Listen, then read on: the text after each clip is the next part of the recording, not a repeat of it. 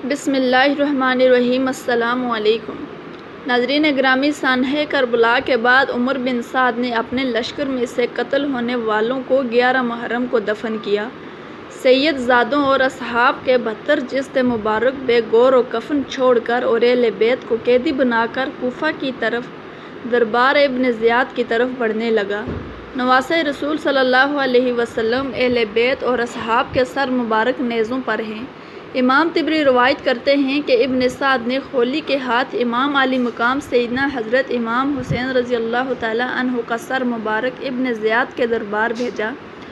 خولی جب کوفہ پہنچا تو رات کا وقت تھا، اسی لیے وہ سر مبارک اپنے گھر لے آیا اور ایک برتن میں ڈھانپ دیا۔ سر مبارک کو دیکھ کر اس کی بیوی نوار بہت ناراض ہوئی کہ تم نے یہ کیا ظلم کیا ہے۔ وہ بیان کرتی ہیں کہ خدا کی قسم میں نے دیکھا کہ ایک نور برابر آسمان سے اس برتن تک ستون کی مانند چمک رہا ہے، اور میں نے سفید پرندے دیکھے جو برتن کے ارد گرد منڈلا رہے تھے۔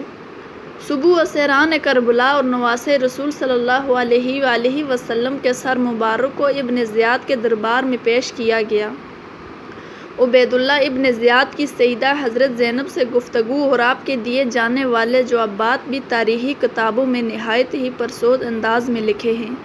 حضرت زینب اور عبید اللہ کی باہمی گفتگو دربار میں موجود حاضرین پر نہایت اثر انداز ہوئی۔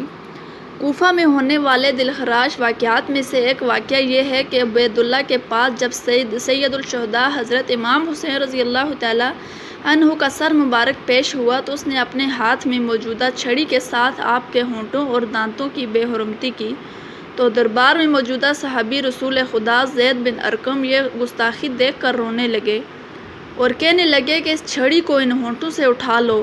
خدا کی قسم میں نے کئی دفعہ ان ہونٹوں پر نبی کریم صلی اللہ علیہ وسلم کو بوسہ لیتے ہوئے دیکھا ہے۔ عبید اللہ یہ سن کر چلا اٹھے کہ خدا تجھے رلائے، کس چیز پر آنسو بہاتے ہو؟ فتح پر آنسو بہاتے ہو؟ با خدا اگر میں یہ نہ جانتا ہوتا کہ تمہاری عقل زائل ہو چکی ہے تو میں تمہاری گردن اڑا دیتا۔ حضرت زید نے جب یہ سنا تو دربار سے نکل گئے۔ اس کے بعد عبید اللہ ابن زیاد نے کربلا کے قافلے کو شہداء کے سروں کے ساتھ شمر و طارق بن محفر کی قیادت میں یزید کے محل کی طرف شام روانہ کر دیا۔ تاریخ گواہ ہے کہ جب قافلہ شام پہنچا تو جشن کا سماعت تھا۔ زہر بن قیس نے نمائندگی کرتے ہوئے واقعہ کربلا کی ساری تفصیل یزید کو بتائی۔ ایک سونے کے تشت میں حضرت امام حسین رضی اللہ تعالیٰ عنہ کے سر مبارک کو یزید کے سامنے پیش کیا گیا۔ یزید نے جب نواسۂ رسول صلی اللہ علیہ وسلم کے سر کی توہین کی تو وہاں پر موجود حاضرین نے اعتراض کیا، جس میں قابل ذکر یحییٰ بن حکم اور صحابی رسول ابو برزہ سلمہ تھی، جس کو یزید نے اپنے محل سے نکال دیا۔ اس کے بعد دختر کائنات حضرت زینب نے ایک تاریخی ساز خطبہ یزید کے دربار میں دیا، جس سے وہاں موجودہ لوگوں کے دل لرز اٹھے۔ یزید جب پشیمان ہوا تو اس نے قافلے کو آزاد کرتے ہوئے مدینے بھیج دیا۔ مدینے کے لوگوں کو واقعہ کربلا کی خبر مل چکی تھی۔ جیسے ہی قافلہ مدینے پہنچا تو وہاں قیامت برپا ہو گئی۔ حضرت امام زین العابدین کی نظر روضہ رسول صلی اللہ علیہ وسلم پر پڑی تو آپ بے بس اتنا کہہ سکے، یا رسول اللہ صلی اللہ علیہ وسلم، اپنے نواسے کا سلام قبول فرمائیے۔ بس اس کے بعد مدینے میں ایک نہ تھمنے والا آنسوں کا سیلاب آ گیا۔ اب آپ کو بتاتے ہیں کہ شیر خدا کے شیر حضرت امام حسین رضی اللہ تعالیٰ عنہ کا سر مبارک کس نے اور کہاں دفن کیا، اس کے بارے میں 5 روایات ملتی ہیں۔ سب سے پہلی روایات علامہ قرطبی اور شاہ مدد دہلوی سے ہے کہ یزید نے اسیران کربلا اور سر انور کو مدینہ بھیجا، جہاں پر حضرت امام زین العابدین نے سر مبارک کو حضرت حسن یا حضرت سیدہ فاطمہ سلام اللہ علیہ کے ساتھ پلہو میں دفن کر دیا۔ دوسری روایات میں ابو ریحان البرونی کہتے ہیں کہ اسیران کربلا 40 روز کے بعد کربلا واپس آ کر سر مبارک کو جسد مبارک کے ساتھ دفن کر دیا۔ تیسری روایات کے مطابق یزید کے حکم پر سر امام کو ہر شہر میں لے جایا گیا۔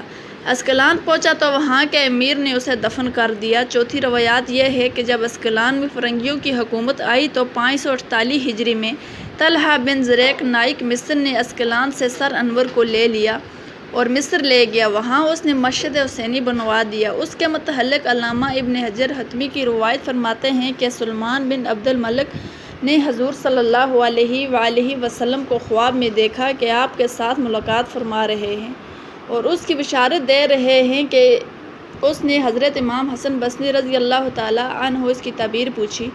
انہوں نے فرمایا، شاہ تو نے حضرت محمد صلی اللہ علیہ وسلم کی آل کے ساتھ کوئی برائی کی ہے؟ اس لیے مجھے ایک ہی بات یاد ہے کہ میں نے نواسۂ رسول صلی اللہ علیہ وآلہ وسلم حضرت حسین کے سر مبارک کو خزانہ یزید میں دیکھا تو میں نے ان کو 5 کپڑوں کا کفن پہنایا اور میں نے اپنے ساتھیوں کے ساتھ ان پر نماز جنازہ پڑھی اور انہیں قبر میں دفن کر دیا۔ تو حسن بصری نے اس سے فرمایا، یہی وجہ ہے کہ رسول اللہ صلی اللہ علیہ وسلم نے تجھ سے اظہار رضامندی فرمایا ہے، یعنی یہی تیرا کام حضور صلی اللہ علیہ وسلم کی رضامندی کا سبب ہوا ہے۔ سلیمان بن عبد الملک کے بعد اس کے جان نشین عمر بن عبد العزیز نے سر مبارک کو نکالا اور کربلا جا کر خود جسم مبارک کے ساتھ دفن کر دیا۔ ایک روایات یہ ہے کہ جب منصور ابن جمہور نے شام کو فتح کیا تو شہر میں داخل ہونے کے بعد وہ یزید کے خزانے والے کمرے میں گیا۔ وہاں پہ اسے سرخ رنگ کی ایک ٹوکری ملی۔ منصور نے اپنے غلام سے کہا کہ اس ٹوکری کی حفاظت سے رکھو کہ یہ بنی امیہ کے قیمتی خزانوں میں سے ایک خزانہ ہے، لیکن اس کو جب تھوڑے عرصے کے بعد کھولا تو دیکھا کہ اس میں امام حسین رضی اللہ تعالیٰ عنہ کا نورانی سر ہے جس سے عطر کی خوشبو آ رہی تھی۔